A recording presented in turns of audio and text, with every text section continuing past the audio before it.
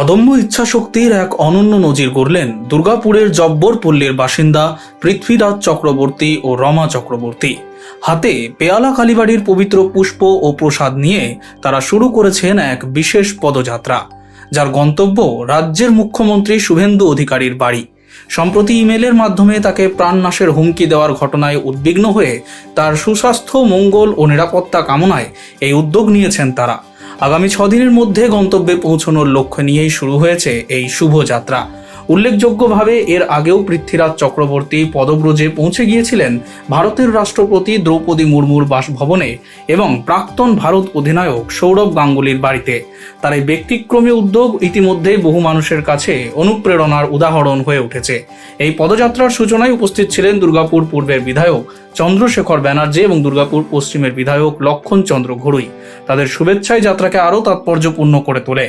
পৃথ্বীরাজবাবু জানান, বন্ধু বান্ধব ও শুভানুধ্যায়ীদের আন্তরিক সমর্থন এবং মানসিক শক্তিই তাকে তার কঠিন পথ চলায় অনুপ্রাণিত করছে। এই চিন্তা ভাবনাটা এলো বলতে কি, আমি তো বিগত দিনে গেছিলাম, সৌরভ গাঙ্গুলির বাড়ি গেছিলাম এবং মহামহিম রাষ্ট্রপতি দ্রৌপদী মুর্মু ম্যাডামের বাড়িতে গেছিলাম।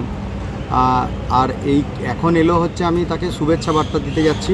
এবং আপনারা জানেন বিগত দিনে আমাদের মুখ্যমন্ত্রীর উপরে থ্রেড এসছে বাংলাদেশ থেকে, যে ইমেল এসছে যে তাকে ধমকি মেরে দেওয়ার ধমকি এসছে। তার জন্য আমি পেয়ালা কালীবাড়ি আমাদের মায়ের ওখানে পুজো দিয়ে তার দীর্ঘায়ু কামনা করে সেই ফুল এবং প্রসাদ তার হাতে তুলে দেওয়ার জন্য আমি তাকে শুভেচ্ছা বার্তার জন্য যাচ্ছি।